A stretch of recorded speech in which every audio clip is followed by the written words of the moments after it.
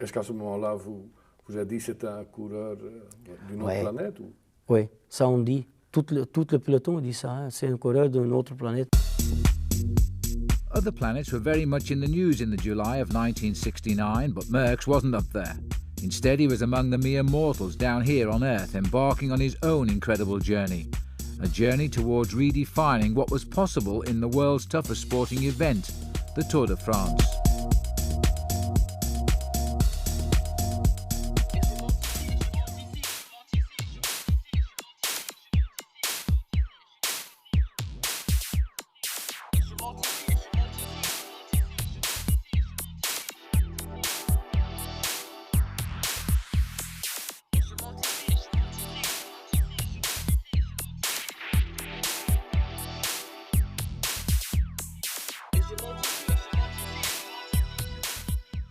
A lot was expected of the young prodigy before the start of his first tour in 1969, even though he was surrounded by a lot of cycling talent, including Raymond Poulidor.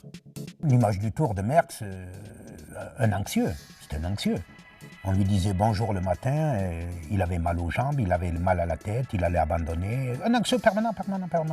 Il disait c'est pas possible, je vais pas pouvoir terminer l'étape, je suis fatigué, je suis malade et tout. Puis première attaque, c'est Merckx qui attaquait. Il attaquait au départ, il attaquait à la sortie d'un virage, à 100 bornes de l'arrivée, aux 500 derniers mètres, partout. Merckx did have a lot on his mind. He had recently completed a suspension for a positive drug test during the Tour of Italy, the circumstances of which had been somewhat suspicious. Au début, je dis c'est fini, je ne cours plus à vélo, c'est terminé. Je trouve ça tellement injuste. C'est comme le monde s'écroulait. Et puis par après, j'ai reçu un... Vous avez pensé arrêter le vélo? Ah oui, j'ai pensé arrêter à ce moment-là le vélo, oui. Oui, j'ai pensé arrêter. C'est la pire des choses, parce que bon, je pense que je suis un sportif correct, au point de vue sportif, et bon, je trouvais ça incroyable. Je pouvais gagner, je n'avais pas besoin de médicaments ou de drogue pour pouvoir gagner les courses. J'avais gagné déjà je ne sais pas combien de courses auparavant et je savais bien que c'était une injustice. Righteous indignation drove him on, so much so that at the end of the team time trial on stage 1, Merckx was already pulling on his first yellow jersey. Le maillot jaune, c'est un rêve d'enfant. Chaque gosse rêve d'être un jour maillot jaune au Tour de France. Quand on est gamin, on s'appelle Gaulle, on s'appelle Jean Canctil, Barmontes, pour citer ces mots-là, Bobet, tout le monde veut être ça. Et puis une fois, on vous met le maillot jaune sur les épaules, c'est déjà un moment extraordinaire. Merckx's first ever solo stage victory in the Tour came on stage 6. Having relinquished the maillot jaune temporarily, he was in an impressive group consisting of riders such as Joachim Agostinho, Roger de Vlaeminck, Louis Ocaña, Raymond Poulidor, Lucien Van Impe and Rudy Altig. Louis Ocaña, not for the last time, had a nasty accident and eventually was dropped. The likes of Gimondi, Pinjon, Poulidor, Wachtmans and Janssen were ahead of Merckx as he set about reeling them in.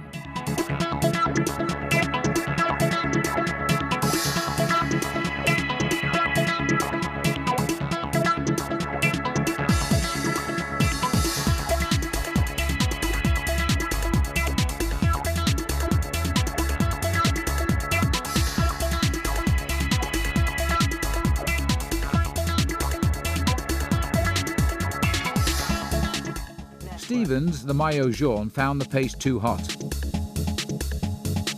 Then again, even the likes of Pinjon, Poulidor and Gimondi couldn't stay in touch with Merckx, who had passed them and was now climbing the Ballon d'Alsace at a furious pace.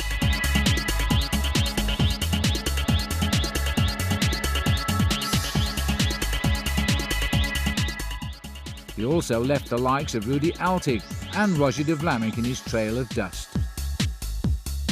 The yellow jersey was back with its rightful owner. A couple of days later, he won the individual time trial to Divonne. Over the next few years, this lonely discipline would become a Merckx speciality. By stage 11 from Briançon to Digne, Merckx had just the 1967 champion, the Frenchman Roger Pinjon, for company. he was the only rider who was still in touch with the Belgian. Merckx attacked on the Col d'Aloz. He looked to have broken away decisively.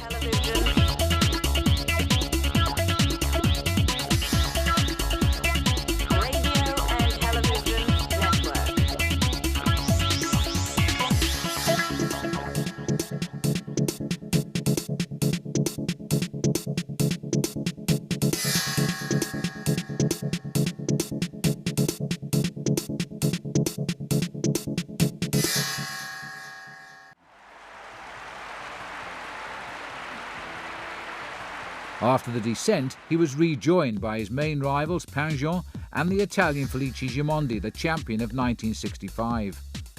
In a sprint for the line, Merckx just edged out Gimondi.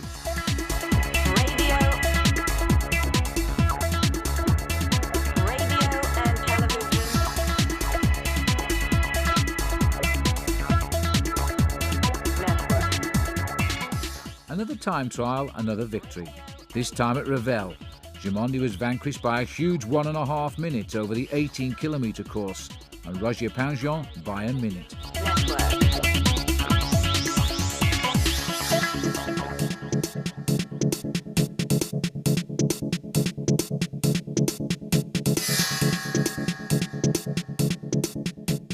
Merckx en troisième position, il y a Van Impe ou Zimmermann. Je pense que oui, il s'agit de Zimmermann en troisième position.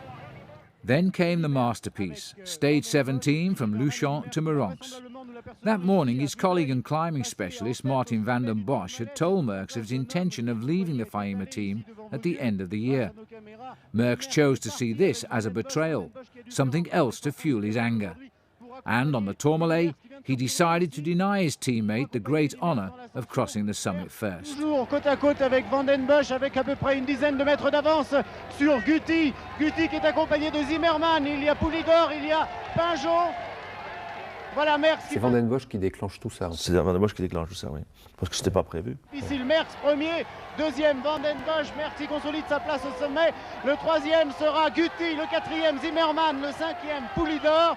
Vous entendez les applaudissements de la foule, le sixième Bessières, le septième Pinjon, le huitième Gandarias, le neuvième fantastique Abrahamian. Et après? Et puis après la descente, je vois que ça ne revient pas. Et puis il y a la vallée entre Tourmalet et Soulor, au Bisque, et je creuse l'écart. Alors au début, je me méfie un petit peu parce que, bon, il restait quand même encore 120 km. Et puis, dans le Soulor aussi, je creuse l'écart, je fais creuser l'écart. Et bon, et puis j'ai fait cette échappée de pratiquement 120 km et où je relaie le deuxième coureur, je pense, à 5 ou 6 minutes. Il y a des étapes qui sont des étapes plus prestigieuses que d'autres et certainement, oui, des étapes, le Tourmalet, l'Aubisque, l'Izoard, Briançon, tout ça c'est des étapes que tout le monde veut remporter parce que ces étapes-là, c'est ces villes qui ont fait l'histoire du Tour de France et un peu du cyclisme. Ouais. Et donc, lorsqu'on peut être coureur-cycliste et dire qu'on a gagné à Briançon, qu'on est passé premier au Tourmalet, je crois que sur une carte de visite, c'était important. À l'étape à Morens, il faisait une chaleur formidable, tout le monde était collé au goudron. Et Merckx a attaqué, je ne sais pas combien de l'arrivée, et puis il arrive avec 8 ou 9 minutes d'avance, alors que tout au long de la route, c'est son directeur sportif, Guillaume Dritzens, qui l'a rappelé, il voulait abandonner sans arrêt, quoi. Il disait c'est pas possible, je les attends, j'ai mal aux jambes. Et son directeur sportif était là pour le fouetter un peu, son amour propre, comme Geminiani faisait retentir. Et vous aviez le sentiment de réaliser quelque chose d'historique dans le cadre du Tour de France? Non, pas spécialement, non. Non, ce que je pensais uniquement, c'est d'être le plus rapidement possible à l'hôtel, à l'arrivée, pour pouvoir me reposer, pour pouvoir récupérer pour le lendemain.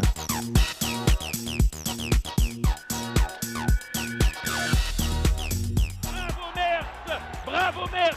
Et si je le dis comme ça sur l'antenne avec mon enthousiasme, 1000 fois, 2000 fois, je vais faire quelque chose de fantastique et je suis content d'avoir pu crier sur l'antenne. Bravo Merckx, c'est un seigneur! It would be some years before the now traditional finish on the Champs-Élysées would be introduced. So the final stage on the 20th of July was an individual time trial, finishing at La Cipelle Velodrome at Vincennes, near Paris.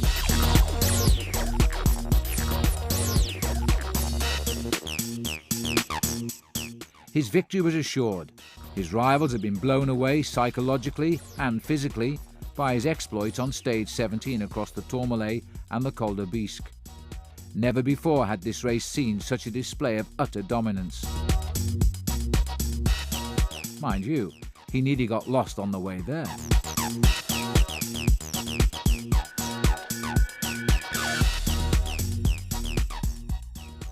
Merckx' winning statistics were extraordinary. He finished 18 minutes ahead of Pinjon in second and more than 22 ahead of Poulidor in third. He had won 6 stages in all. He became the first Belgian in 30 years to win the Tour, and he had won all 3 major jerseys.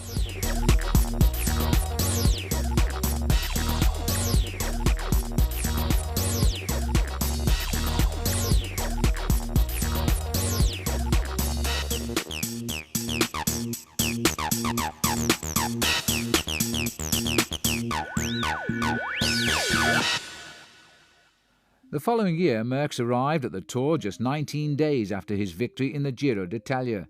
He began the prologue in Limoges as the overwhelming favourite. The prologue was duly won, and the champion was in yellow.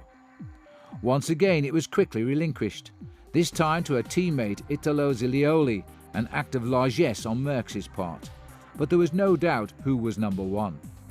He led the team over the line to victory in the team time trial, wearing the Belgian champion's jersey.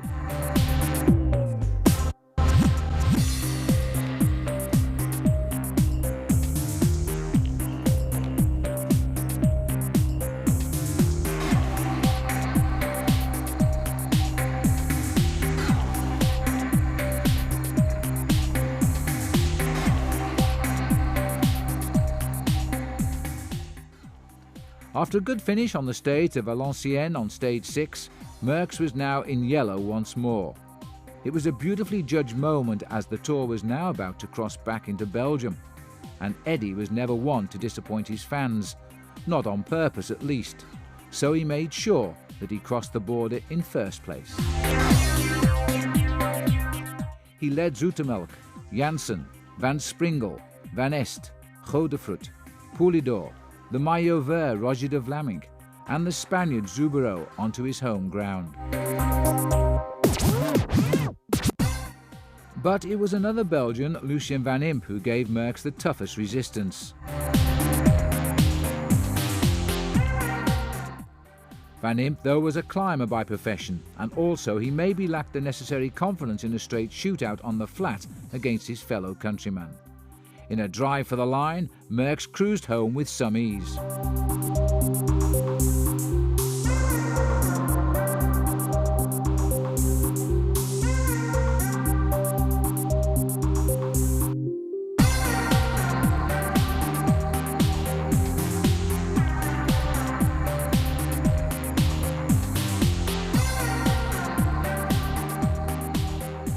Stage 11, the time trial to Divan-les-Bains over 49 kilometres, was another victory for Merckx. Indeed, it was his second stage win in just 18 hours.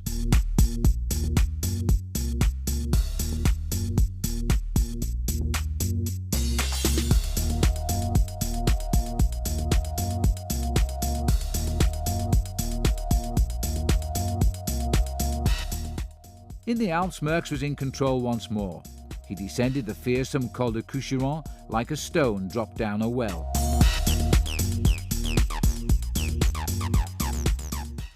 He crossed the Col de Port alone. He entered Grenoble 1.5 minutes in front of his nearest challenger, Zubero, 3 minutes ahead of Poulidor, Zoetemelk and Van Impe, and 19 ahead of Luis Ocaña. Once more, Merckx had littered the slopes of the Alps with broken riders nursing broken hearts, and was now 6 minutes ahead of all of them in the general classification. Fellow riders weren't happy with what they thought was a lack of generosity on his part, but since he didn't accept gifts, he didn't see any reason to give them. On dit que vous en faites trop parce que si un jour vous avez une défaillance, car ça vous arrivera peut-être, les autres ne vous font absolument plus de cadeaux. Vous ne craignez pas un peu cette défaillance? Écoutez, plus de cadeaux, je crois qu'on ne reçoit jamais des cadeaux, alors le jour où j'ai une défaillance, c'est certain que les autres, je ne recevrai pas de cadeaux, mais même si je ne vais pas rouler de la même sorte, les cadeaux, on ne sait jamais. Eddy Merckx, qu'est-ce qui vous pousse à faire du cyclisme? C'est l'argent, la gloire, l'orgueil? Certainement pas. J'ai commencé à faire du cyclisme parce que j'aimais le vélo, parce que j'aimais ça, et puis ensuite j'en ai fait mon métier. Bien sûr, tout le monde fait ce métier, il faut bien vivre, et alors il y a un gain d'argent, c'est indéniable, mais je cours certainement pas uniquement pour l'argent. Vous aimez l'argent, Eddy? Écoutez, j'aime l'argent. Je crois que lorsqu'on est professionnel, il faut de l'argent pour vivre, et on fait si bien. On essaie de gagner, évidemment, je crois que dans tous les métiers, on essaie de s'améliorer le mieux possible et d'arriver le plus loin possible, je crois, dans la vie. Je crois que ça, c'est le but de tous les hommes. On dit que vous êtes très orgueilleux, c'est exact? Je ne pense pas que je sois orgueilleux. J'aime la victoire. Je dis pourquoi j'aime la victoire, parce que je travaille beaucoup. Et de ce fait, lorsqu'on travaille beaucoup, eh bien, je crois qu'à ce moment-là, on a droit à être difficile sur soi-même et aussi parfois sur les autres. À ce rythme, Eddy Merckx, vous accordez encore combien d'années? Oh, je n'en sais absolument rien, ça ne m'intéresse pas pour le moment. Ce que je veux, c'est rouler jusqu'au moment où je sens que mon physique ne va pas trop donner et je ne vais pas faire trop d'efforts. Et le jour où ça deviendra trop dur, je m'arrêterai. Certains disent que si vous couriez à la manière Anquetil, vous pourriez durer beaucoup plus longtemps. C'est votre avis? Je ne sais pas si c'est vrai. Premièrement, ça ne m'intéresse pas de courir jusqu'à l'âge de 35 ans. Ce qui m'intéresse, c'est de courir jusqu'au moment où je déciderai que ce sera ainsi. Et puis après, ce sera le jour où je déciderai de m'arrêter, je m'arrêterai. Il y en a beaucoup qui ont dit ça. Il y en a qui ont dit à 35 ans, je m'arrêterai. Et puis, ils ont été beaucoup plus loin. Oui, certainement. Je sais qu'il y en a beaucoup qui ont dit. Enfin, je crois et j'espère de tout cœur que moi, je ne serai pas de ceux-là. Eddy Merckx, quel est votre meilleur souvenir de coureur cycliste depuis votre carrière qui est malgré tout très longue, bien que vous soyez encore très jeune? Mon meilleur souvenir, c'est bien sûr ma victoire du Tour de France l'année dernière. Ça, c'est ma plus belle victoire. Tour de France, c'est la plus belle course pour vous? Pour moi, c'est la plus belle course, oui. C'était ma plus belle victoire aussi, la victoire du Tour de France 1969. Ahead of all the riders still lay the terrifying prospect of the Mont Ventoux, that towering freak of nature in the midst of Provence. Even the greatest athletes can have bad days, and one very bad day came during stage 14 on the Ventoux on one of the hottest days of the year. Merckx had caught breakaway leader, the Portuguese rider Joaquim Agostinho, on the lower slopes and was now climbing towards victory. But the Ventoux is not so easily conquered. Les dégâts, je crois que c'est ce qu'ils peuvent faire aujourd'hui encore derrière le fantastique Eddy Merckx. Voilà les derniers 50 mètres, le dernier virage ici. Et voilà, Eddy Merckx arrive. Vous voyez, il a quand même quelques difficultés. C'est la première fois que nous le voyons ici en danseuse.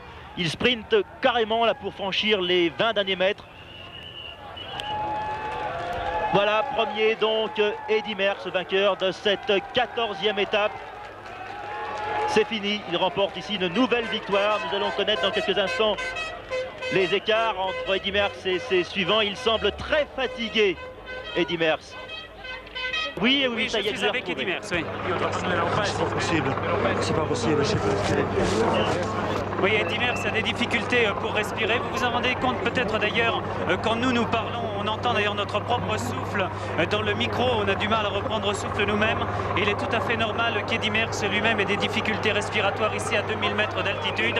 C'est la raison pour laquelle il n'a pas continué à parler. On peut le comprendre parfaitement. Tous les coureurs sont fatigués vraiment à l'arrivée de cette étape. Et Eddy Merckx, qui est un homme comme les autres, a des difficultés lui aussi. Vous voyez Eddy Merckx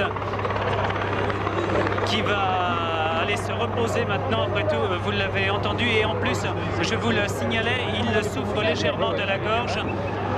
Je suis en compagnie d'Eddy Merckx juste derrière la caméra. Il il suffirait peut-être qu'il se retourne pour que nous puissions le voir. Il y a quand même énormément de monde ici.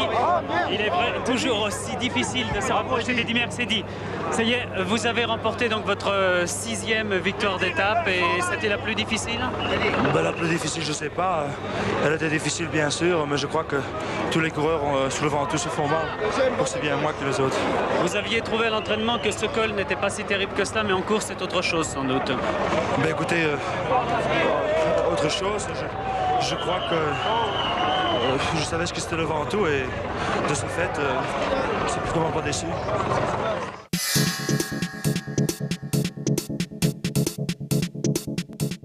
The 20th stage, the time trial to Bordeaux, didn't start well for everyone, in particular for the Spanish champion González Linares.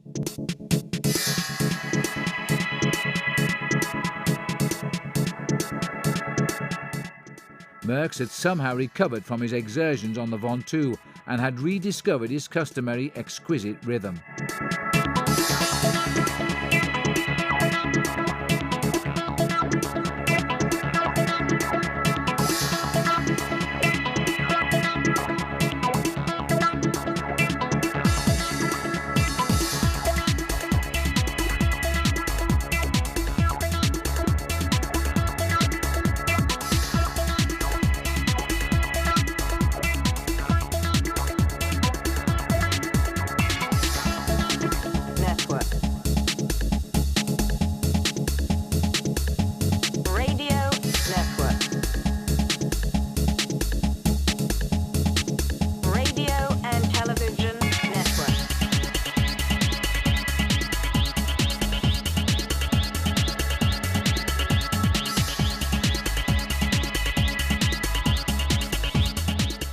It was the 19th of July, and there were just 54 kilometres left to Paris in the form of an individual time trial.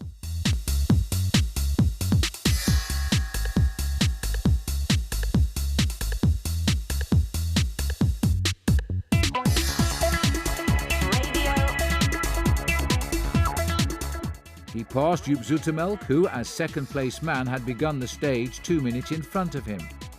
For Zoetemelk, Merckx's backside will be one of the enduring images during his early years as a bike racer.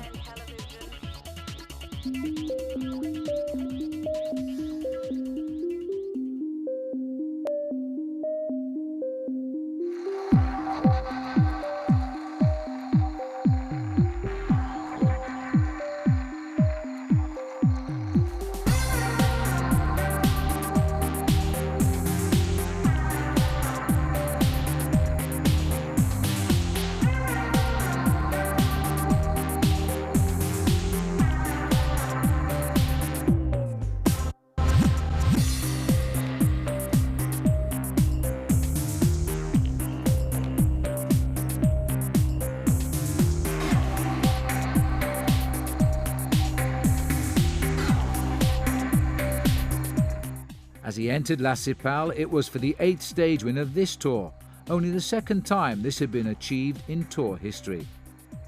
Second place Joop Zoetemelk finished more than 12 minutes behind in the overall standings.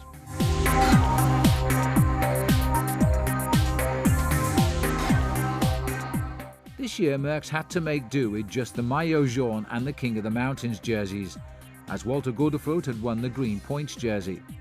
Merckx now joined Fausto Coppi and Jacques Anquetil as the only riders to have done the Tour de France Giro d'Italia double in the same year.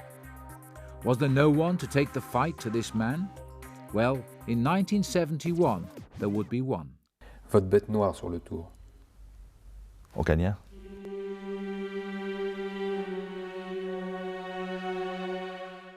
Luis Ocaña, a Spaniard who lived in the southwest of France, was a complex character.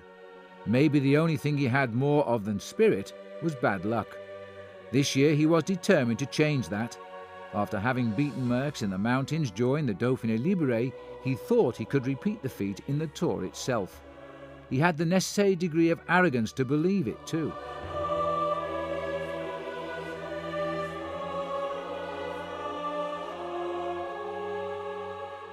Pour moi, c'était le premier coureur qui n'a pas peur contre Eddy Merckx, rouler contre Eddy Merckx. Tous les autres, moi aussi, n'importe quel coureur, tout le monde a peur d'Eddy Merckx. Quand il attaquait, quand il roulait en tête, tout le monde était content.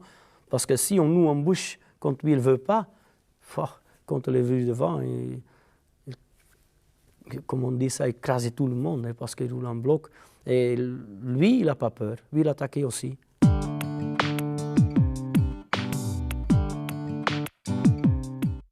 The 1971 Tour began with a team time trial with Merckx in the new colours of Molteni, manufacturers of mincemeat. An appropriate sponsor for Merckx, some thought. The press, though, were not asking, can Merckx win again? But instead, how can he lose?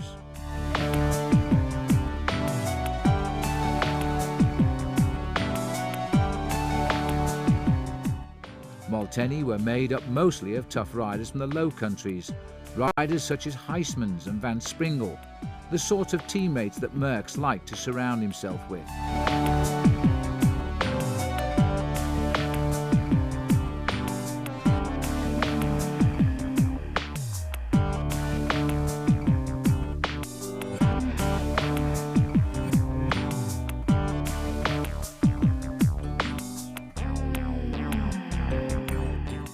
Once again, Merckx was in yellow after a strong showing by his team. Stage 2 indicated that maybe this year things were going to be a little bit closer than before.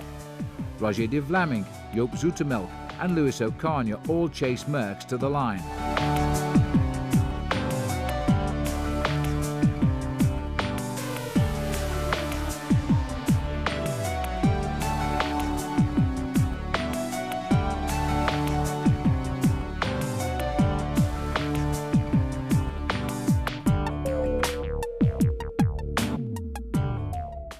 Of them all, it would be Ocaña who would set this race alight. Stage 8 was a summit finish on the Puy de Dôme.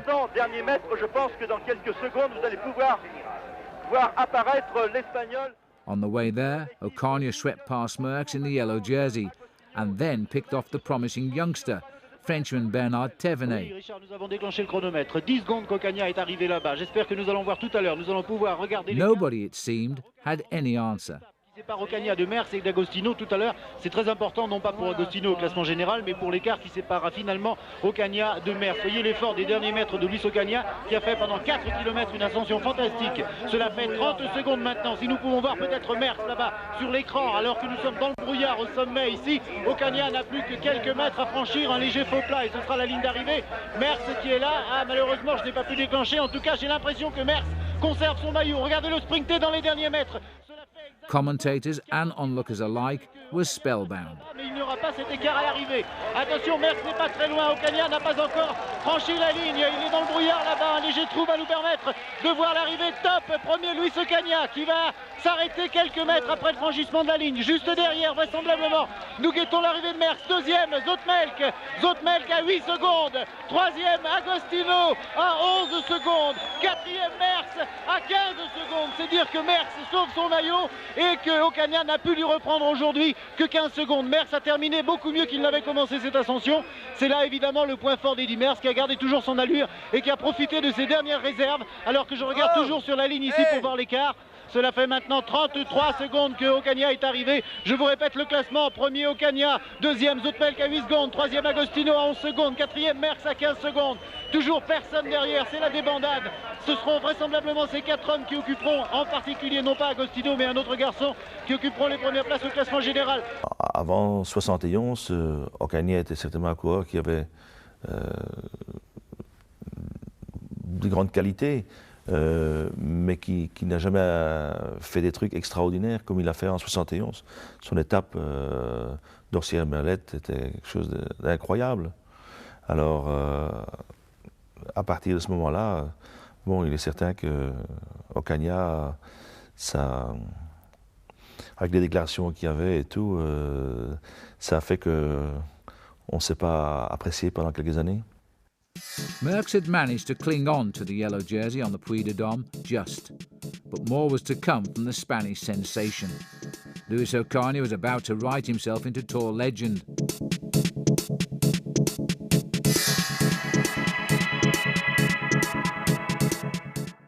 Stage 11 from Grenoble to Orsières-Merlet was as much a masterpiece as Merckx's ride to Marennes had been 2 years earlier. Je crois que personne ne pouvait s'imaginer l'exploit qu'allait réaliser Luis Ocaña entre Grenoble et Orsières-Merlet. S'il a fait ce jour-là quelque chose d'extraordinaire. C'est Ocaña qui vient de démarrer là et qui vient de surprendre Merckx. Merckx ne bouge pas et tout du moins va tenter de revenir en enroulant son développement, mais Ocaña vient de prendre la 20 mètres. C'est très important ce qui se passe sur le Tour de France actuellement, Jean-Michel. Ocaña was eating up the opposition in the style of the cannibal himself. Agostinho, Van Impe, Zoetemelk were all caught and passed before the Col de Noyer. All that was left for the spectator was to sit back and admire the fluid rhythm of a fearless man in the form of his life. Ocaña, il continue à rouler comme un bête, comme on dit. Et il était vraiment au-dessus de l'eau ce jour-là. C'est un jour que je n'oublie jamais parce que rouler quelqu'un comme ça, c'était incroyable.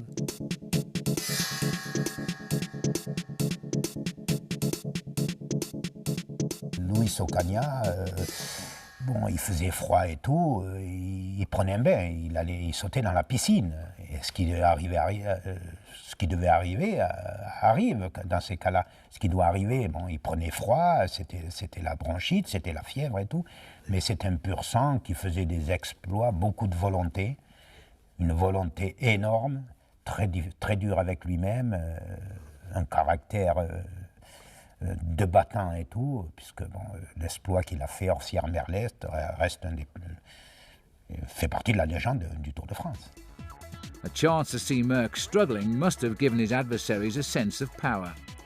For if they couldn't be king themselves, then they at least could be the kingmakers, and the chosen one was Ocaña. Eddy Merckx nous a demandé de collaborer, on a essayé de collaborer, je crois qu'il y avait Jean-Pierre Danguillaume à mes côtés. Merckx avait 2 ou 3 coéquipiers, mais c'était impossible d'ailleurs. Quand quelqu'un domine un sport, comme j'ai dominé le cyclisme, il est certain que je n'ai jamais fait de cadeaux, je ne m'attendais pas à recevoir des cadeaux des autres, hein, donc je trouvais l'attitude des autres tout à fait normale. Bon, j'étais un petit peu l'envers de la médaille, il me rendait la monnaie de ce que je les avais fait auparavant, quoi. C'est donc, je trouvais que c'était normal, quoi.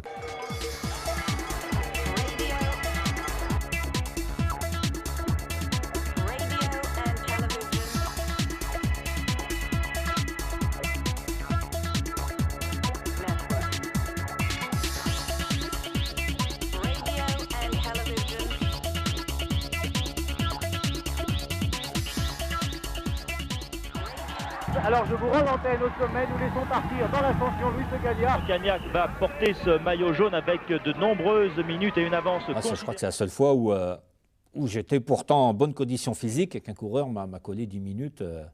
Mais encore, j'étais en bonne condition physique et Merckx aussi. Merckx c'était quand même pas si mal que ça.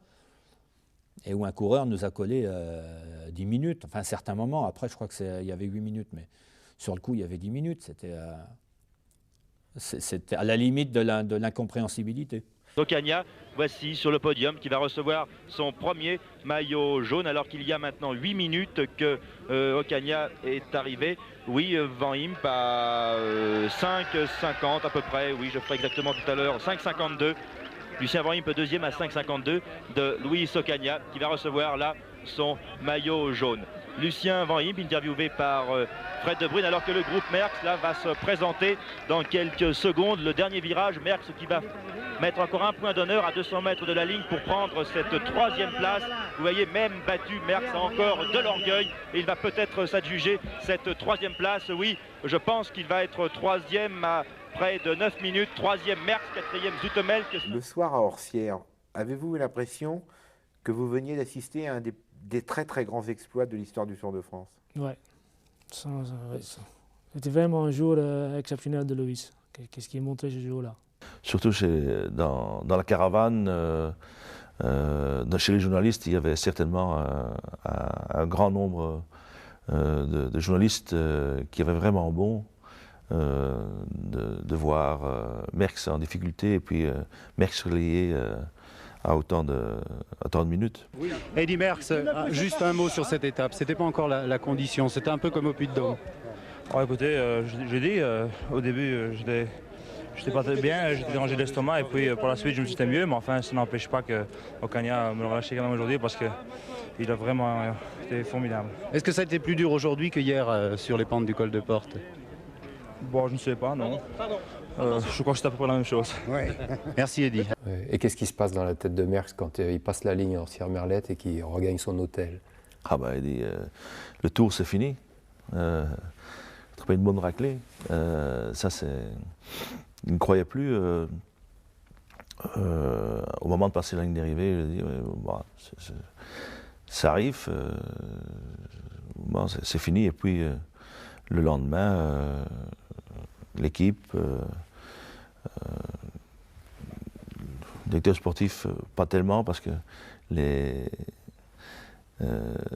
avec Driessen, c'était plutôt tendu. Mais avec le docteur Cavalli, qui était notre médecin, il dit oh, c'est pas grave, tu vas voir, ça va aller. Ocaña, il a aussi des mauvais jours, et toi, tu avais un mauvais jour hier. Et puis bon, je veux dire qu'on a passé le jour de repos assez paisiblement. On est allé rouler. Et puis le soir, on s'est dit, il y avait quand même quelques bons descendeurs dans l'équipe, Wachtmans, Stevens et Huismans et quelques autres. Et bien on dit, demain, on va attaquer au départ, on va voir ce qui va se passer. C'était une journée fantastique du Tour de France. C'était une journée aussi exceptionnelle, où le plus exceptionnel, je pense, c'est que l'échappée d'Eddy Merckx et de ses coéquipiers devait être une quinzaine de coureurs environ, hein, et restait pendant plus de 200 km avec un avantage qui a oscillé entre 40 secondes et 1,50, je crois. Il n'y a jamais eu 2 minutes. Je pense que de toute ma carrière, je n'ai jamais revu cela. Là encore, l'orgueil de Merckx est allé au grand jour avec cette attaque? C'était l'orgueil, c'était aussi sa science de la course. Il savait qu'Ocaña descendait moins bien que lui et Merckx profitait de chaque fois qu'il avait un avantage, il en profitait. Là, on fait une course incroyable. C'est mon plus vite étape que j'ai fait dans mon vie. Là. Je pense qu'on est arrivé à Marseille et là, on est arrivé peut-être 2 heures, plus que 2 heures avant l'heure qui est prévue. Là. À l'arrivée à Orsières, je dis c'est fini et après Marseille, je dis après 2 minutes, bon, il restait encore 6 minutes, je pense. Puis il restait quand même pas encore un certain nombre d'étapes. Et c'est pas fini. Enfin, c'est peut-être l'illusion aussi. Hein.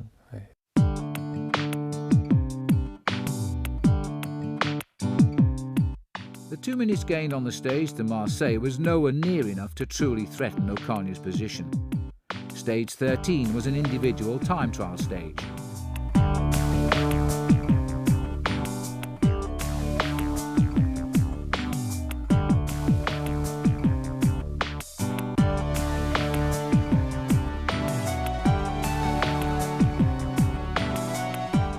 Merckx managed only 11 seconds over his rival.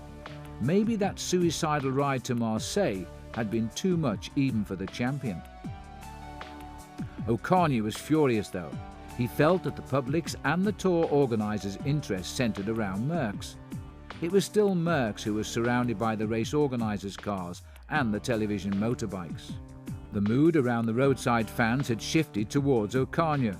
Angry at the Marseille breakaway and Merckx's aggressive attitude in general, the peloton too was forming around the Spaniard like a protective cocoon.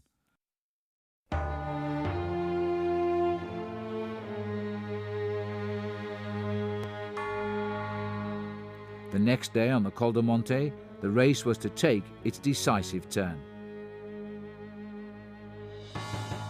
Et moi j'étais avec, on était avec moi, Joop Zoetemelk, il y a Merckx et Ocaña, et après il y avait Agostinho qui était un peu lâché là derrière. Et dans un virage, il y a la pluie, beaucoup, il y a comment ça s'appelle, de boue, je ne sais pas comment ça s'appelle, qui passait partout, comme ça glissait dans le virage. Et Merckx il a pris la virage le premier, et moi j'étais en deuxième position. Et Louis est juste à côté, comme ça il a glissé un peu, il était tombé. Et juste le moment, quand il est resté debout, il y a Agostino qui était lâché, il est venu dans le virage en bloc, puis il est roulé tout droit, et comme ça il a fait tomber aussi encore Louis Ocaña. Et pour là c'était fini après. Il est tombé, Louis est tombé, moi je suis arrivé derrière, je suis tombé aussi sur Louis. Agostino qui est venu derrière, il est tombé aussi. Après, bon, c'était un temps épouvantable, des pluies, des torrents. Et c'était vraiment dangereux ce jour-là. Louis qui ne restait pas terre. Ocaña hadn't broken any bones, but several of his vertebrae had been displaced and internal organs bruised. There was no way that he could continue.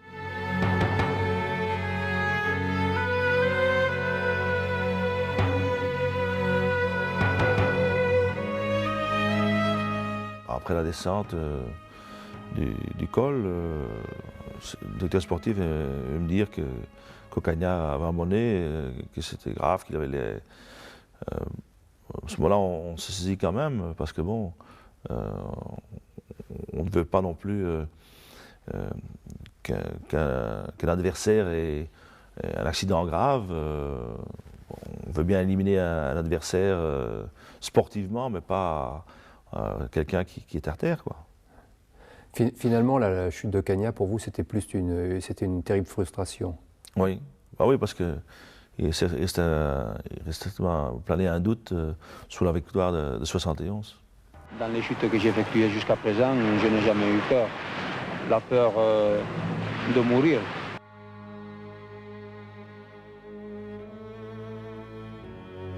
Beaucoup de gens me disaient Ocaña était le plus fort, ce qui est tout à fait normal, c'est une réaction tout à fait humaine et normale.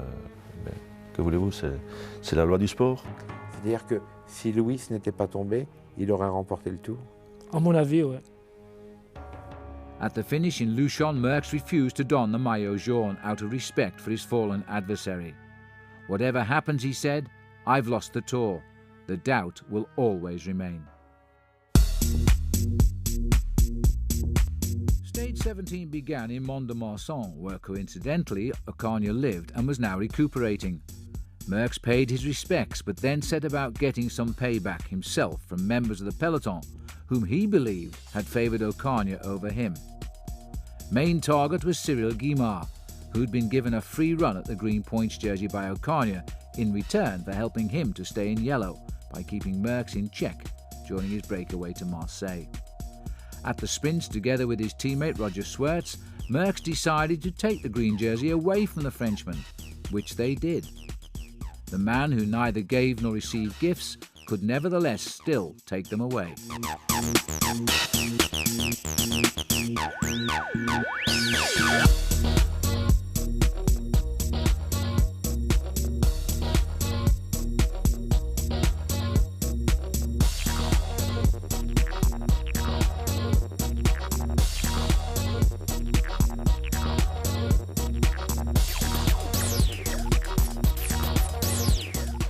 Merckx powered past both Lucien Van Impe and Joop Zoetemelk during the final time trial on his way to his third title. But doubt over this victory, as he predicted, hung over him, and there was a muted reception for Merckx when he arrived at the Sepal Velodrome. Some were even booing the champion. Voilà, je vous laisse apprécier évidemment la réception d'Eddy Merckx ici à la Cipale, dans son style caractéristique, un style qui n'est peut-être pas parfait, regardez-le, il se déhanche quelque peu, mais c'est pour relancer son braquet. Il a mis aujourd'hui 55-13, c'est-à-dire un développement de 9,03 m, et il y a Zoetemelk encore, comme l'an dernier, dans sa roue, disons, non pas dans sa roue, mais à une centaine de mètres derrière. Zoetemelk qui va être crédité aussi d'un très bon temps, dans les 1,12 à mon avis, je pense. Le temps de Merckx, 1,10-15, 1,10-16 pour l'instant. Le temps d'Agostino au deuxième, pour l'instant, 1,13-08, c'est dire que Merckx va laisser Agostino à peu près 3 minutes. Merckx ici, très applaudi par les Belges, ont sans doute quelques sifflets, on ne comprend pas. En tout cas, il poursuit son effort jusqu'au bout. Et top, c'est fini, le Tour de France est terminé pour Eddy Merckx, il l'a remporté. 1,10-32. C'est dire qu'il laisse Agostino après ce Tour de France car il était assez fatigué. Quant à monsieur Eddy Merckx, il va lui aller directement vers les douches là-bas et peut-être recevoir un autre maillot jaune un peu moins mouillé que celui-ci. Il vient de le mouiller sur 53 km 800.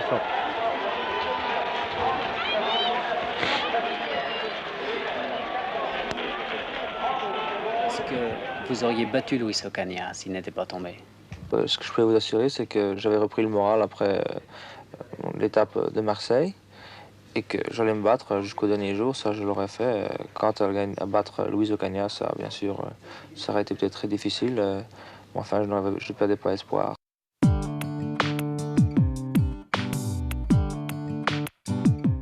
The following year, the cycling world awaited the rematch. Merckx, in customary style, won the 7 kilometres prologue.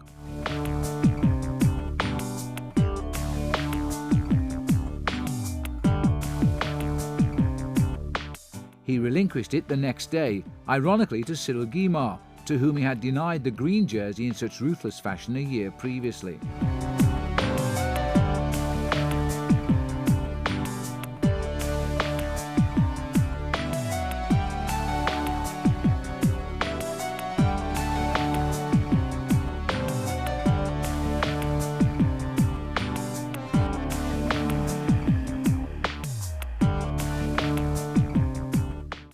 He seemed content to let Guimard stay in yellow, even after powering to a stage victory in the time trial at Bordeaux, where he passed old rival Walter Godefroot in the process.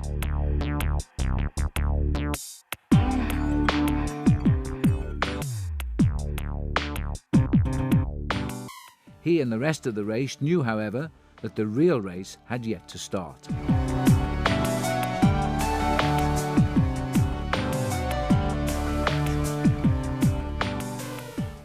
The big stage was the 8th to Luchon, crossing 3 of the greatest Pyrenean cols. Sadly for the unlucky Ocaña, he'd hit a car the previous day and was suffering from a lung infection. It was an accident that had also seen Lucien Van Impe on the floor. But the next day, it was he who was charging across his favourite terrain of the mountains ahead of everyone. Merckx counter-attacked, of course, powerfully sweeping past Luis Ocaña and then, just like the previous year, attacking the vertiginous descent with a speed that terrified the rest of the peloton.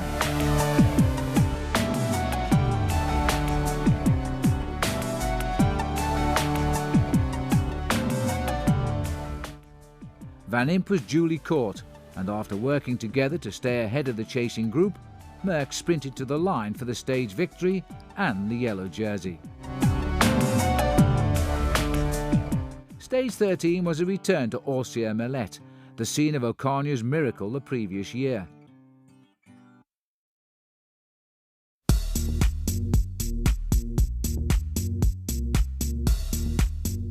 Crossing both the Col de Var and the Izoard, this stage had the stamp of greatness, and Merckx wanted to win it.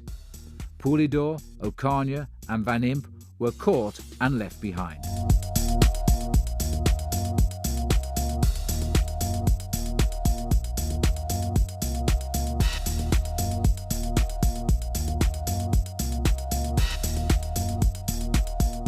As he crossed the line victorious in Briançon, it was another milestone for the Belgian.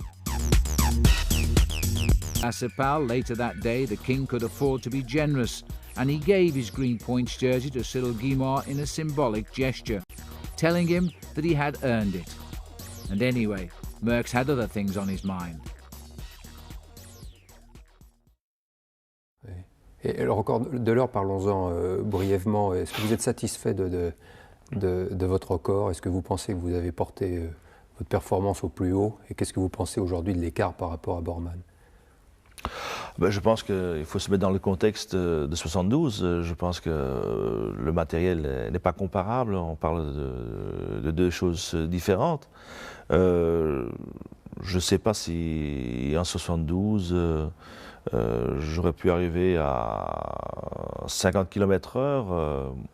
Je ne vais pas dire que c'était impossible, mais pour moi, ça me paraissait quand même très difficile. Et je crois que le record de l'heure, pour moi, c'était quelque chose que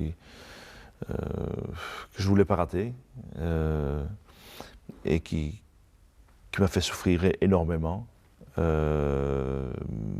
je crois qu'il faut se mettre dans le contexte, encore pour faire la comparaison avec Boortman.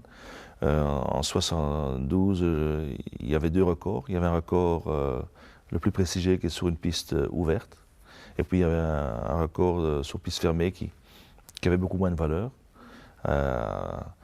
Bon, le record précédent a été battu au Mexique, donc il fallait bien que je me mette dans les mêmes conditions que mon prédécesseur.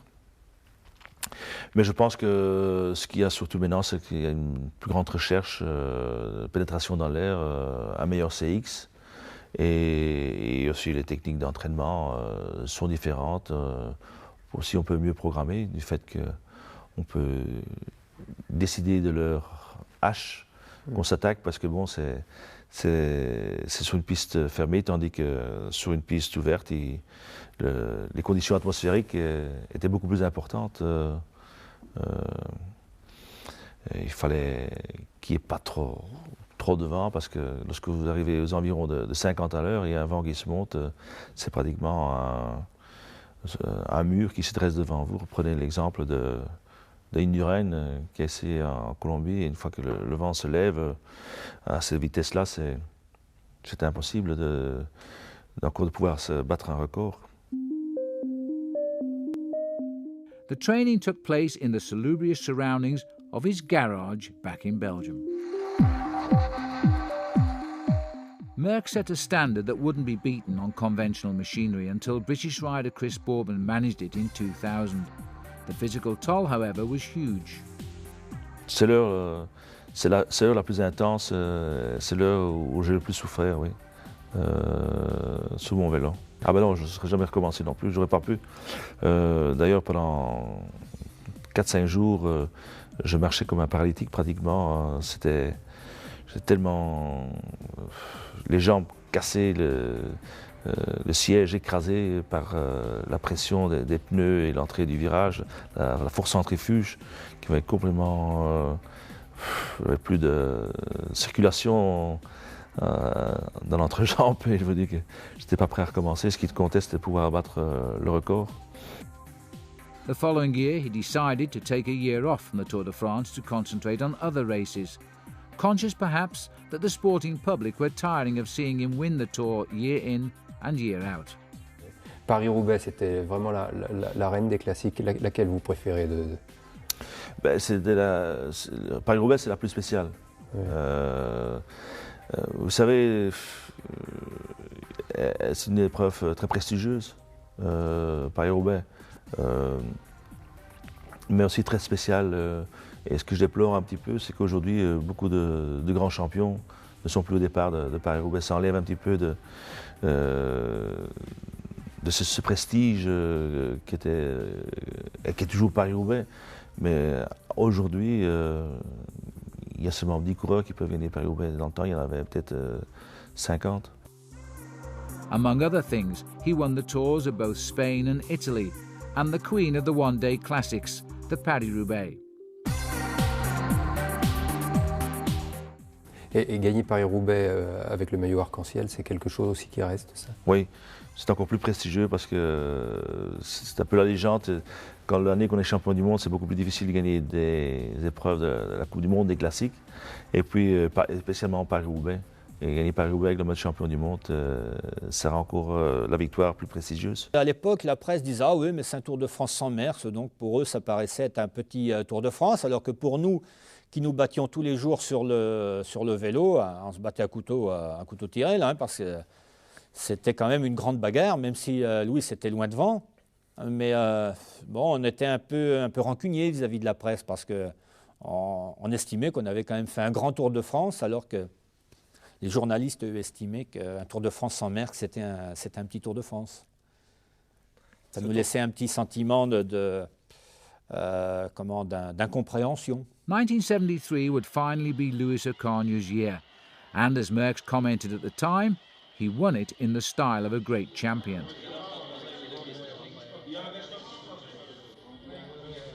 Ocaña était un pur sang, et il disait comme il pensait.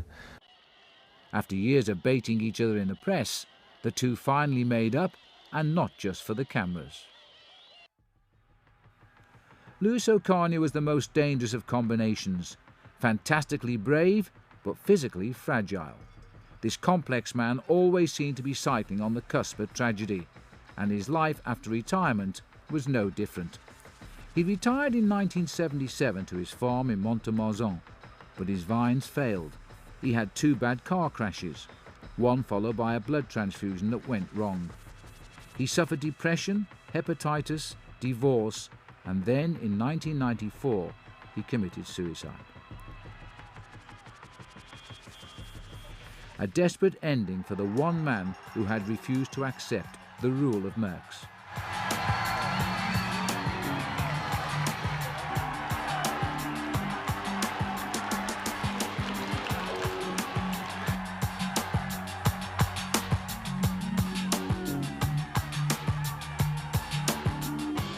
The 1974 tour ran to a well-worn script.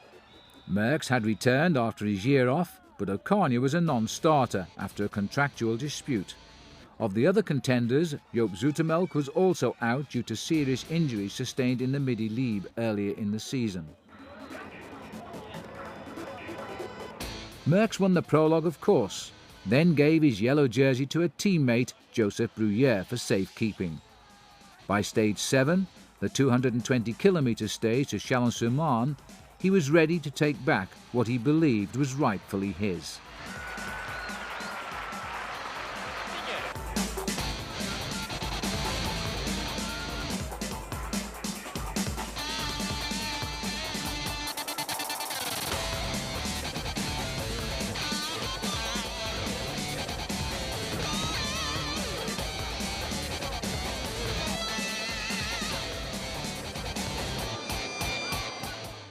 Merckx hammered home his advantage by winning the first 2 mountain stages, the first one to Gaillard. La victoire va se jouer entre les 5 hommes de tête. Je rappelle encore une fois les noms puisque vous les voyez en plein effort. Le Tour de France, nous l'avons dit, commence véritablement aujourd'hui. Et les secondes des points chauds, les secondes des bonifications vont avoir beaucoup moins d'importance maintenant. Eddy Merckx, Agostinho, Poulidor, Ara et Panizza qui sont en train de descendre maintenant. Eddy Merckx, dès que la route descend, passe en tête. Agostinho est en 2e position. Raymond Poulidor est dans la roue d'Agostinho. Mais tout à l'heure, dans la descente du Salève, Poulidor qui avait abordé, voici la flamme rouge du dernier kilomètre. Poulidor qui avait abordé la descente dans la roue d'Agostinho est vite passé devant le Portugais qui a une réputation de mauvais descendeur. Et nous sommes juste à 1 kilomètre de l'arrivée maintenant. Merckx observe ses 5 compagnons de fugue, ses 4 compagnons de fugue. Il a jeté un coup d'œil en arrière. Il se met 2e derrière Agostinho. Il ne connaît pas cette arrivée ici à Gaillard, où l'année dernière, Luis Ocaña avait triomphé devant Mariano Martinez. Et Luis Ocaña avait pris position de grand favori d'un Tour de France qu'il allait par la suite assez nettement dominer. Eh bien aujourd'hui, Eddy Merckx dit que s'il remportait cette étape, ce serait peut-être un signe également. Eddy Merckx, vous l'avez vu, se retourne encore une fois. Raymond Poulidor est dans sa roue. Il a dû repérer quand même, Eddy Merckx, que le dernier virage se trouvait à 100 mètres de la ligne d'arrivée, à peu près 150 mètres. Eddy Merckx en tête, il faut prendre ce virage en tête et relancer un braquet un peu plus petit. La dérivation, bientôt dans 50 mètres, nous allons quitter les coureurs. Vous allez les retrouver, Richard. Ça y est, c'est à vous avec Merckx devant Poulidor. Dans le sprint, Merckx toujours au commandement à maintenant 150 mètres de la ligne, avec toujours le coureur belge qui emmène très fort et qui va certainement, je pense, remporter cette 9e étape assez facilement. Il est le plus rapide des 5. Merckx, Panizza, Poulidor, Agostinho et Aya. Voilà l'ordre d'arrivée de cette 9e étape. On savait que Merckx était non seulement le plus fort, mais aussi le plus rapide. Lopez Carril va arriver avec 20-25 secondes de...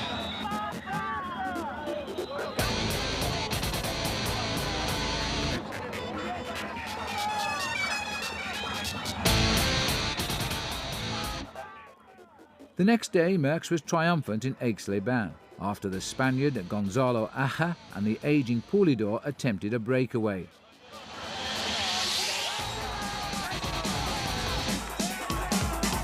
Once again, Merckx's descending was breathtaking, and after catching the breakaway group, he won the sprint to the line.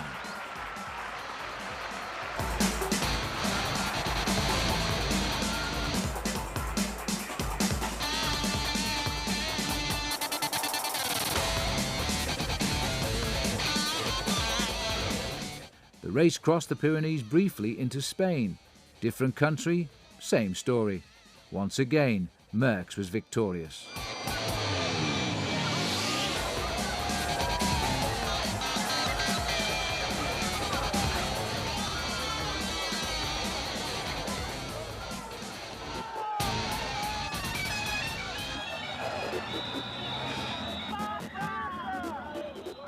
The 12 kilometres time trial around Bordeaux was a formality.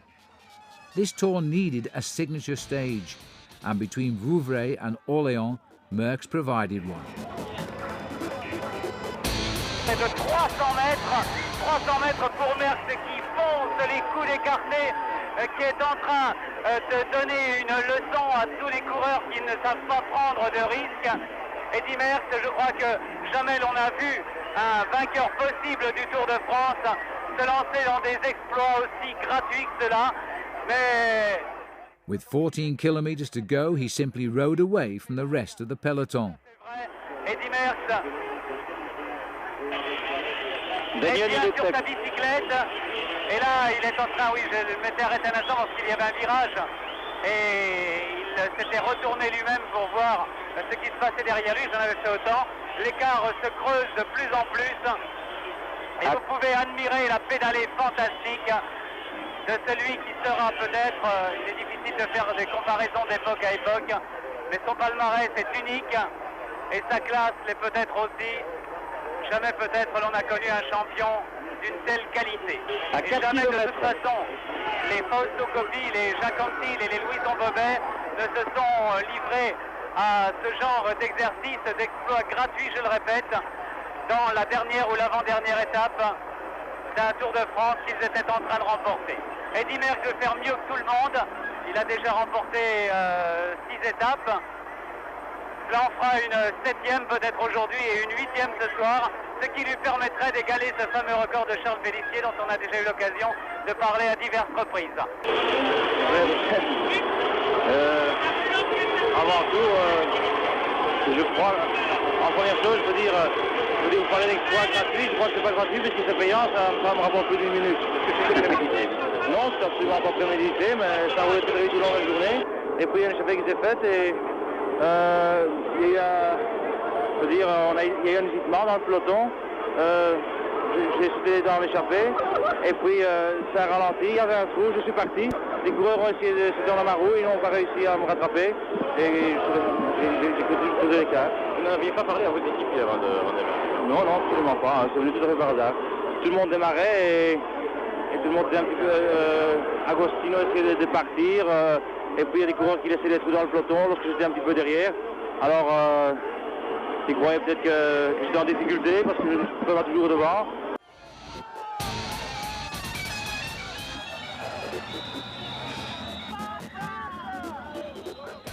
He also won the final stage to Paris.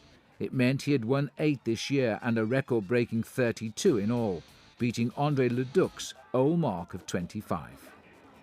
He finished 8 minutes ahead of nearest rival Raymond Poulidor. He had also won his 5th title, equaling Jacques Anquetil, who himself had said that this year the peloton had surrendered to Merckx.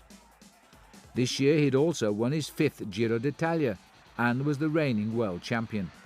There seemed no end in sight to his dominance, but how quickly things would change. Quand pouvez-vous dater les premiers signes de votre déclin? Où vous situez votre déclin? Ben moi, je estime mon déclin après le Tour 75. Comme je vous l'ai dit, les efforts fournis avec trop d'antidouleurs et tout ont certainement brisé quelque chose dans mon organisme, m'ont rendu beaucoup plus vulnérable. Et parce que je me rappelle qu'après le Tour 75, après 8 jours de critérium, j'ai dit il faut que je m'arrête parce que vraiment j'étais complètement vidé. Et je crois que là, j'ai forcé mon organisme. Et vous savez, une fois que vous allez au-delà de la limite... Et vous n'en aviez pas conscience, évidemment? Absolument pas, non.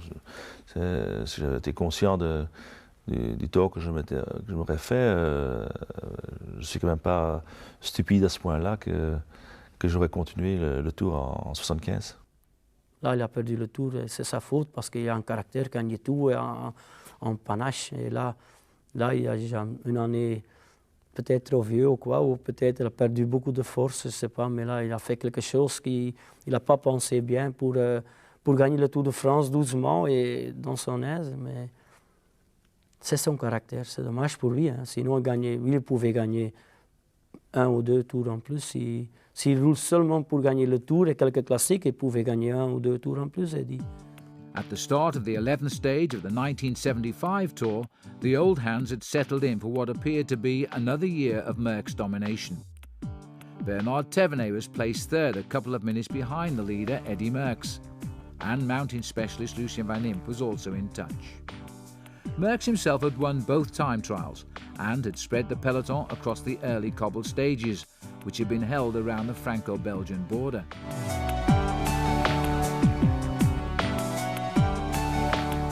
The script was about to be torn up in the mountains.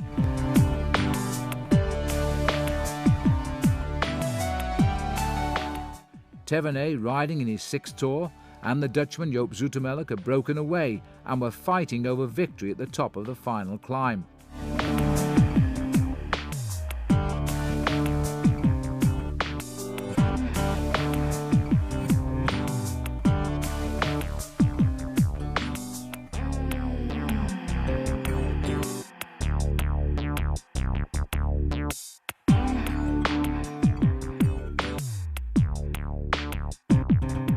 Zoetemelk took this stage. Thévenet was second. Merckx was fourth, 49 seconds behind the Frenchman.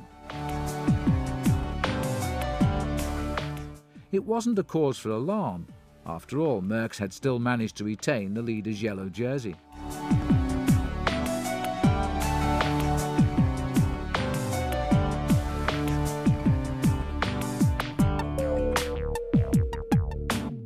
On the climb to Super-Léron, another Belgian, Michel Pollentier, was victorious. Merckx arrived in second place, 25 seconds behind, in a group with Thévenet and Van Impe. Again, no great cause for alarm. Merckx was controlling the race, but perhaps he was not dominating it in the style of the previous year.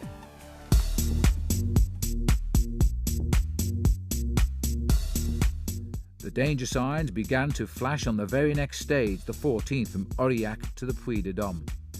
Lucien Van Impe and Bernard Thévenet had formed a two-man breakaway on the Puy-de-Dôme. Eddy Merckx's form on the previous stages had all but evaporated. Now he was dropping back to find Joop Zoetemelk snapping at his heels. There was no doubt about it. The king of the Tour looked short of energy.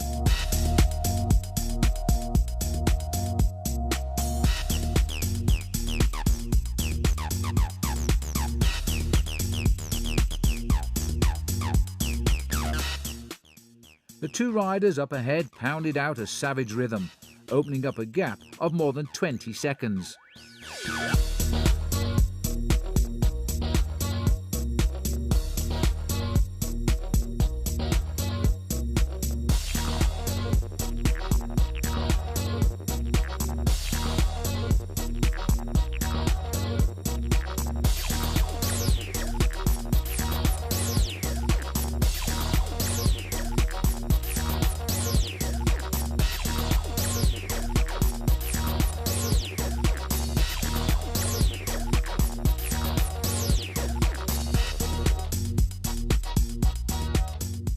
With about 1,000 metres to go, Van Impe accelerated to victory. It was a great finish by the Belgian rider, but the real drama was happening farther back down the mountain.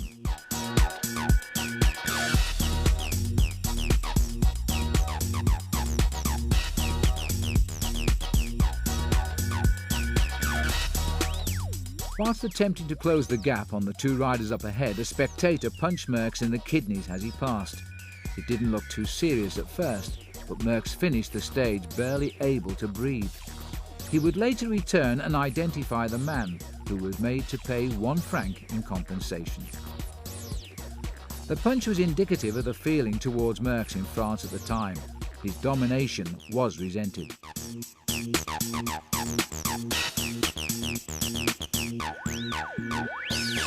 Ouais, alors ça, bon, je l'ai vu après par l'image, hein, j'étais devant, je ne l'ai pas vu et j'ai toujours regretté parce qu'on a évidemment dit que ça l'avait beaucoup handicapé. J'espère que ce n'a pas été vraiment le cas, mais c'est toujours embêtant de bénéficier en quelque sorte du geste idiot d'un spectateur. C'est toujours gênant. On n'est pas responsable et pourtant on culpabilise un petit peu. Nevertheless, he clung on to yellow. It was the 91st day that he had worn it. The next day would be the last.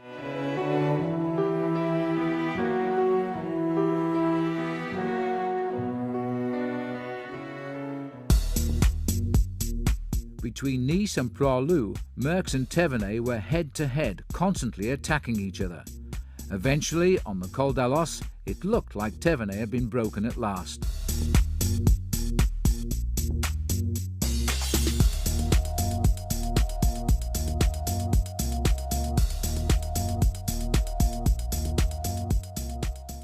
Oui, nous sommes à 10 km de l'arrivée, maintenant compagnie d'Eddy Merckx, et vous avez d'autres écarts, Bernard Giroud derrière? Je crois que nous vivons un drame en ce moment dans ce Tour de France. Il y a une voiture, le directeur technique qui est passé tout droit dans un ravin, et je ne vois pas la marque. Je pense qu'il faut attendre quand même quelques instants. Nous allons nous déplacer un petit peu avec le motard. Je vous avais dit que cette sortie était très dangereuse, et là, la minute est grave, ou tout au moins aussi grave que ce qui se passe en tête de la course. Cette voiture, nous la découvrons, elle est blanche pour l'instant, c'est une voiture de directeur sportif. Je crois qu'il s'agit de la marque de Felice Gimondi. Merckx's characteristically fearless descending gained him an 8-second lead. An unprecedented 6th tour appeared to be his for the taking.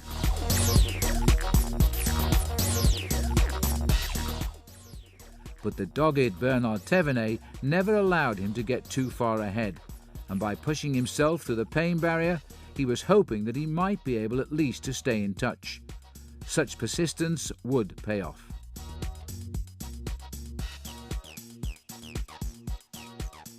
La tête et savoir ce qui se passe exactement alors que Bernard Thévenet a placé un deuxième démarrage.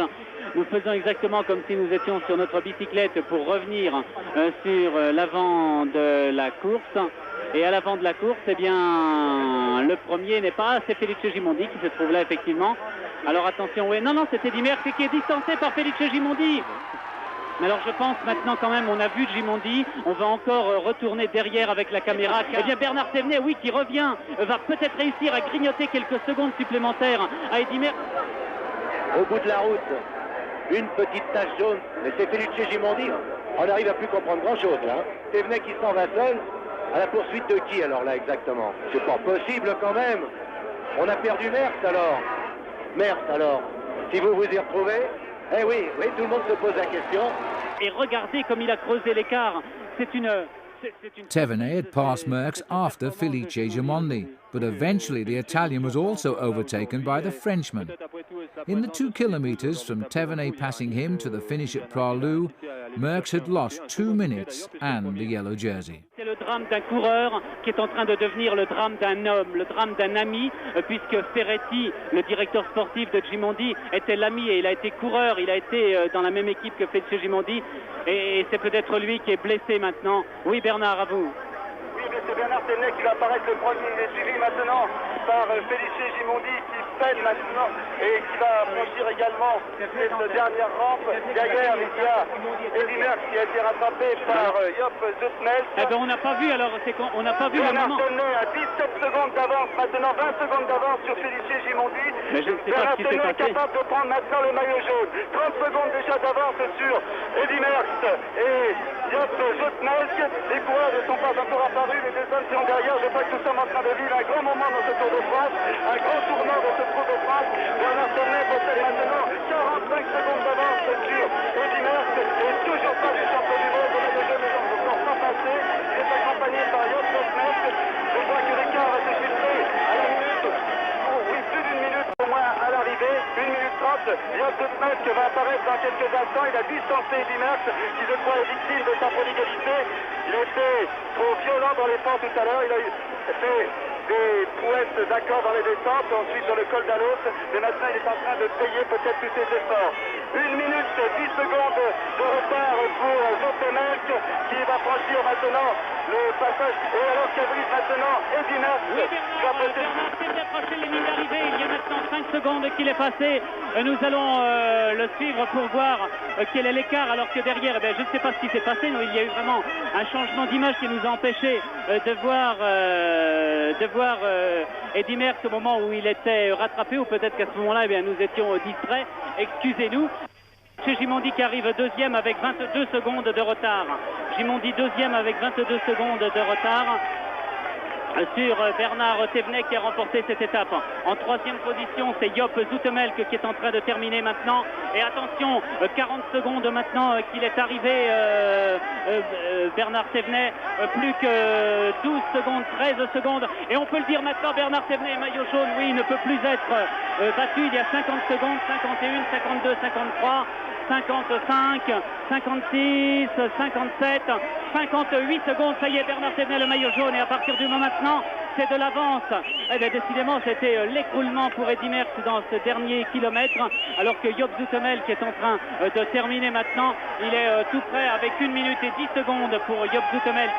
Et Merckx arrive avec Van Impe, qui va prendre la 4e place. C'est Lucien Van Impe, certainement, et Eddy Merckx au bout du rouleau. Est en train de terminer avec peine, avec 1 minute 25 secondes de retard. Il a tenté sa chance, il a vu qu'il pouvait faire quelque chose dans la descente, Eddy Merckx, mais sur la fin, eh bien, il a dû s'écrouler. Regardez un petit peu actuellement comment Merckx peine pour terminer cette étape, mais ce champion dans la victoire est merveilleux, dans la défaite il sait être très digne. Avec 1 minute et 42 secondes de retard, c'est Lucien Van Impe qui arrive, et Merckx perd dans les 2 derniers kilomètres près de 2 minutes sur Bernard Thévenet. A woman standing on the roadside held a hastily made sign saying, "Merckx is beaten. The Bastille has fallen." She was right.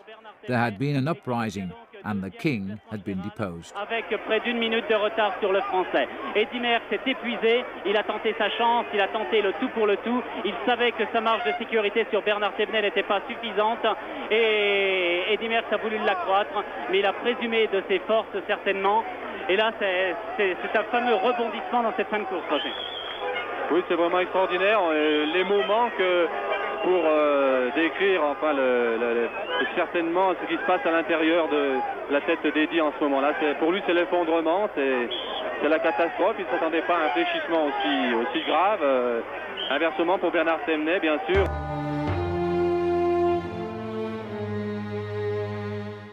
The tour was over for Merckx, but of course he still kept pushing to the end. After having laid a wreath to Henri de Grange, the father of the Tour, but before the stage start proper to Morzine, Merckx broke his jaw in a crash.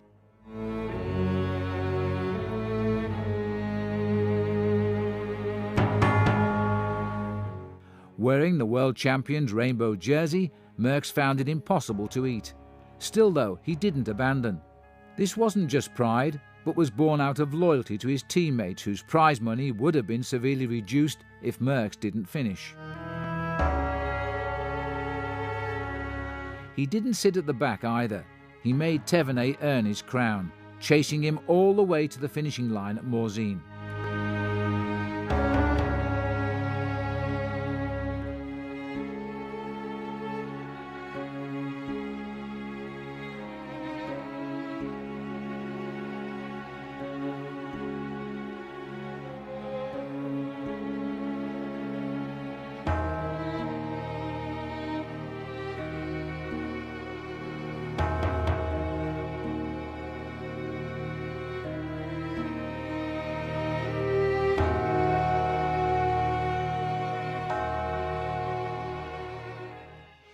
The 40-kilometre time trial between Morzine and Châtel included a climb over the Col de Colombière. It was a stage where the Merckx of old might have expected to have regained some lost ground. Lucien Van Impe, the mountain specialist, found it very much to his liking. Merckx's strength, though, had deserted him.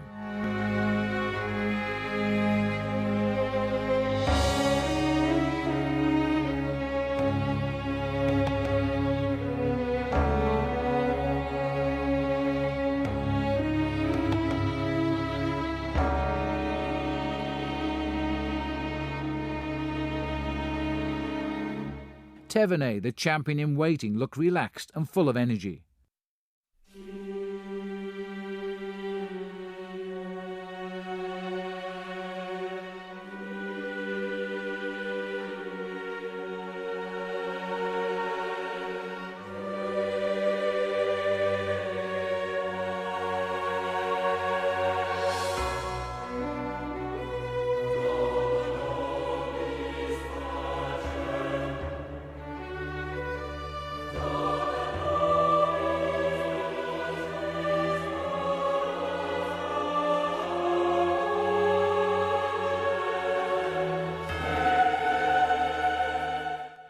Van Impe won the stage, guaranteeing him third place in the general classification.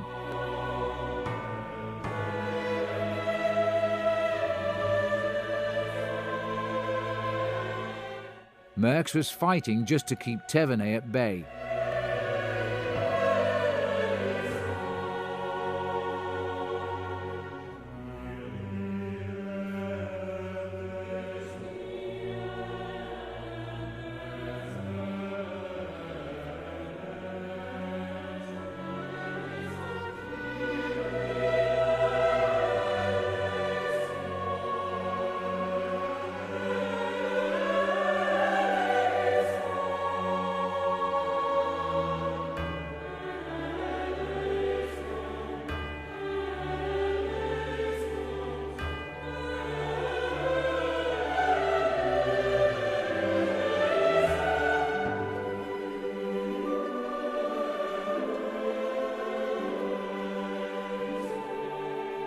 Merckx found other reasons for Thévenet's success, rather than just his own ill health. Eddy Merckx a reconnu sportivement sa défaite.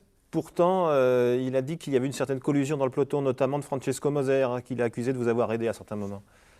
Oui, parce que, oui, bien sûr qu'il y a une collusion. Merckx faisait tout.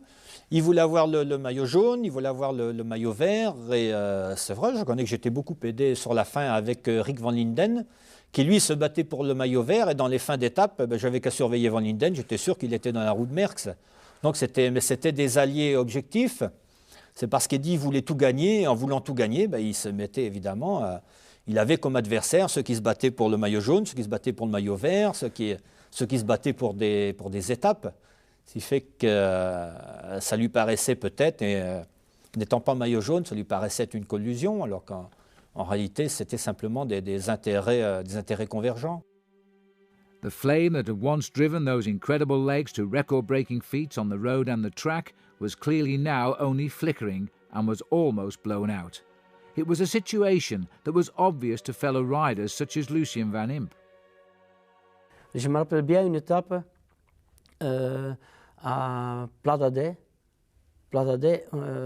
Là, il était vraiment, on dit dans le mot de coureur, très cuit. Là, il marchait bien, mais ne pouvait pas rester avec le premier, lui. Et moi, j'étais un petit peu devant lui, et je ne pouvais même pas gagner le tour, moi, parce que comme Bernard, il a le maillot jaune, et moi, je pensais peut-être je reste avec Eddy pour donner un coup de main, et on pouvait peut-être retourner. Et là, j'essayais encore un petit peu pour donner un coup de main à lui, parce que ça me fait, je sais pas, ça me fait beaucoup mal. Un coureur comme Eddy Merckx qui perd le tour comme ça, c'est drôle. The race finished for the first time on the Champs-Élysées, and all of France, it seemed, including the president, cheered their man onto the podium. Oui, et pourquoi alors, en 76, donc vous perdez le Tour d'Italie, en 77, vous voulez absolument revenir dans le Tour de France? Pourquoi? Parce que quelque part, on n'est pas logique avec soi-même. La différence, c'est quand on est jeune, on a beaucoup de bons jours et peu de mauvais. Et lorsqu'on devient plus vieux, on a beaucoup de mauvais jours et peu de bons. Mais c'est qu'on s'accroche aux bons jours. On croit encore qu'on est encore comme avant, et c'est pas la réalité. On est plus logique avec soi-même. Merckx's absence through injury in 1976 and Bernard Thévenet's retirement through illness allowed his fellow countryman Lucien Van Impe an opportunity to win at his 8th attempt. He was assisted by Louis Ocaña in a pact against Joop Zoetemelk, the man who Ocaña believed had never helped him in his battles with Merckx. Consequently, with a little help from Spain, Van Impe would take his first and last Tour de France title. 1977 would be the last time. He certainly wasn't a favourite for victory anymore, but this year he would demonstrate that he knew how to lose as well as how to win.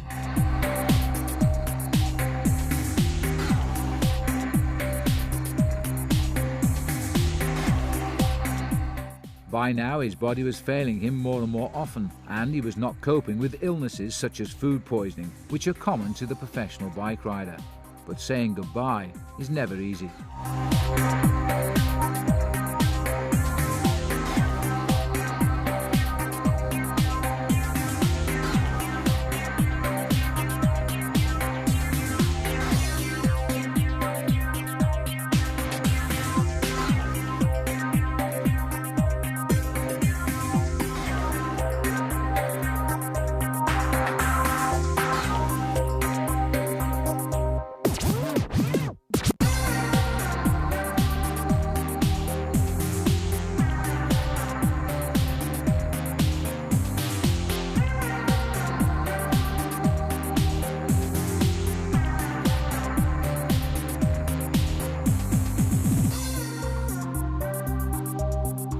The usual suspects were all in the frame for potential victory this year: Thévenet, Van Impe and Zoetemelk.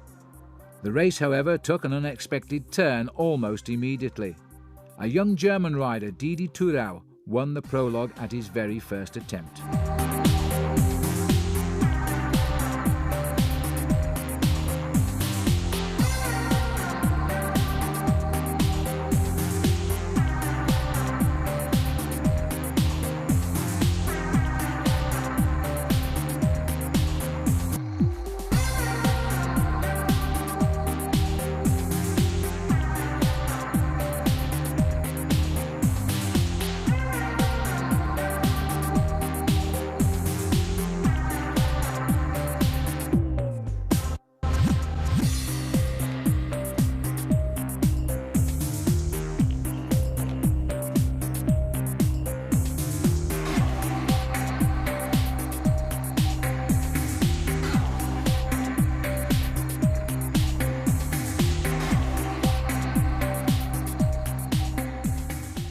Wearing the maillot jaune, he found himself a marked man among some exalted company.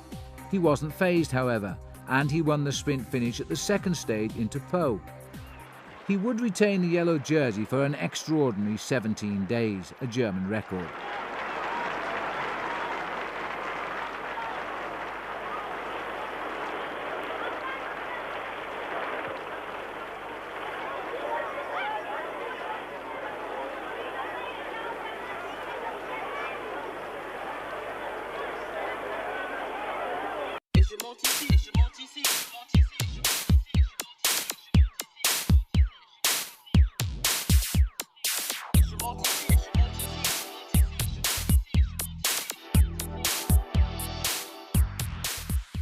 Merckx struggled in the first mountain time trial, and the jersey was pulled on by Merckx's conqueror from 1975, Bernard Thévenet. Eddy Merckx himself was still very much in touch with the leaders, but this was a man used to leading riders out rather than fighting to stay on their wheels. He was in considerable physical discomfort during these mountain stages, suffering from dysentery contracted a few days before. Nevertheless, he insisted on finishing.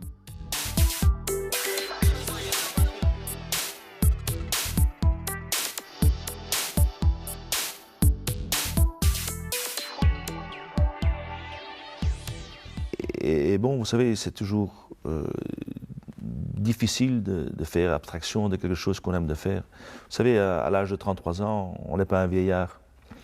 Et prendre une décision telle que dire, voilà, d'arrêter une passion qui est devenue votre métier, je crois que c'est pas facile.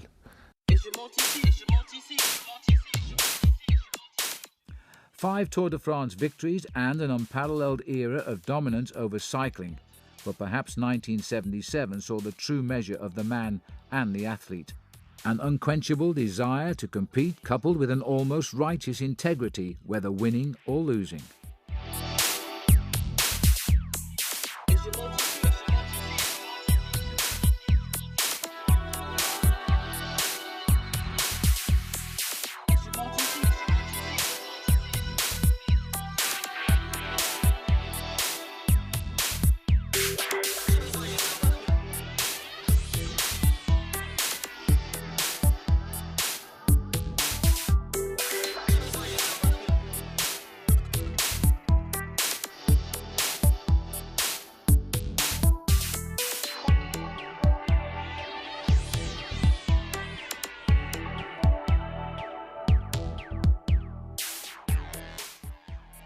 This stage to Chamonix, however, wouldn't be his for the winning. Incredibly, the German rider Thurau was about to spring another surprise in a sprint finish.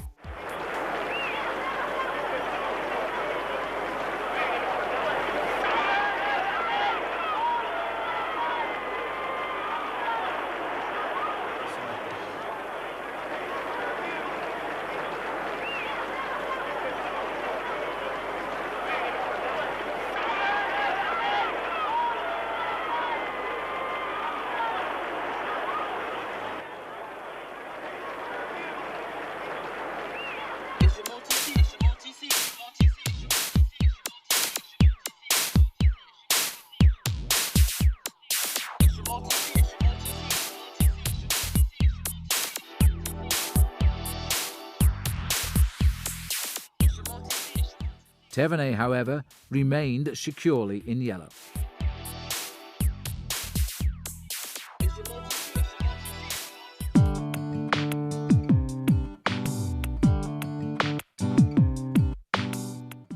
Merckx's dogged determination paid off, however.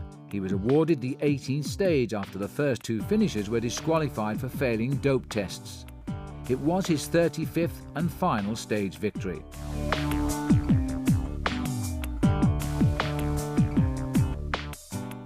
The crucial stage of the 1977 Tour, at least as far as the final destination of the Maillot Jaune was concerned, was perhaps the 20th, a 50 kilometres time trial around Dijon.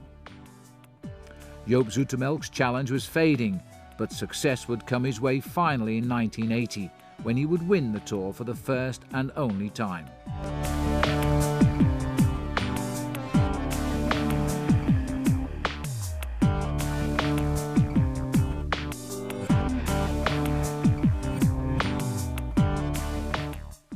Van Impe was in his customary King of the Mountains jersey, but his challenge for yellow had come to a sad end some days before on the ascent of Alpe d'Huez, when he crashed exhausted whilst leading and had to watch heartbroken as Thévenet sped by him.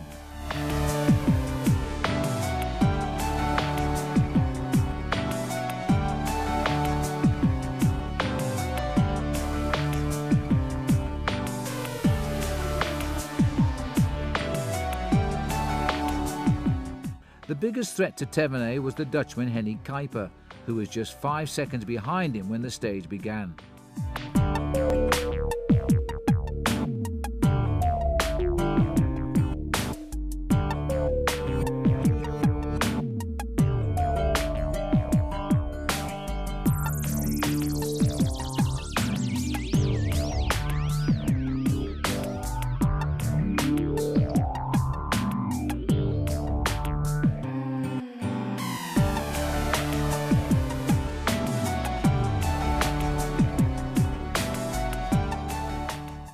It required a massive effort from the Frenchman all the way to the line.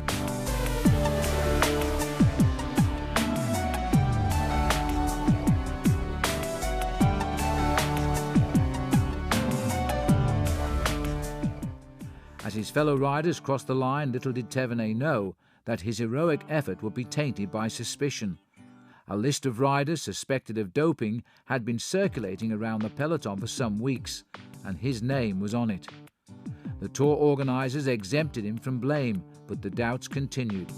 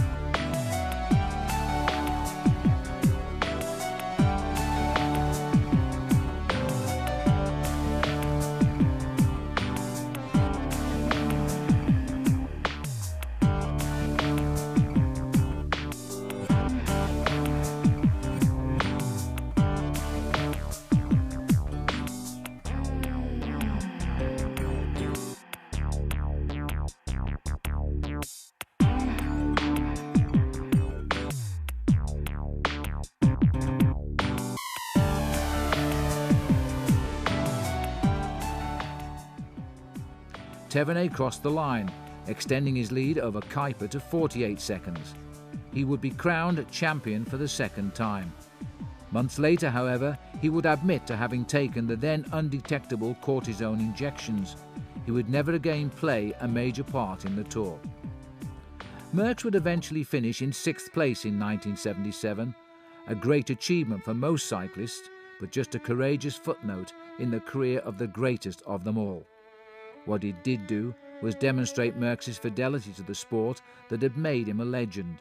He never betrayed cycling, and in return, he will be remembered always as a fierce competitor who gave his all, even when there was nothing left to give. Votre définition du Tour en une phrase. Cyclisme. Le Tour en une image. Le maillot jaune. À quoi ressemblerait le Tour de vos rêves?